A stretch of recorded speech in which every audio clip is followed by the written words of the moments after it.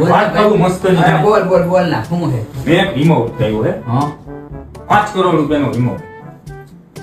અને એમાં વારસદારમાં તું હો. હા મને કાંઈ થઈ જાય ને હા. એ બધા પૈસા તારા.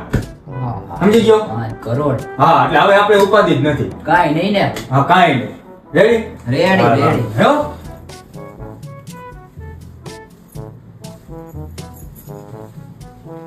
5 કરોડ રૂપિયા એ મારી નાખે તો કેમ નહીં?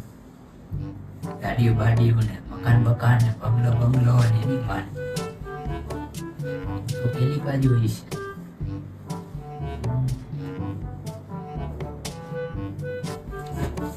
ભાઈ હું તને એક વાત કહેતો તો ભૂલી ગયો. શું ભાઈ? મારે 6 કરોડ રૂપિયાનું દેણું હોતું છે. એની માને એમાંય વારસદારમાં તું હો. મને કાંઈ થઈ જાય હા. તો પૈસા તારે ભરવાના થાય. એની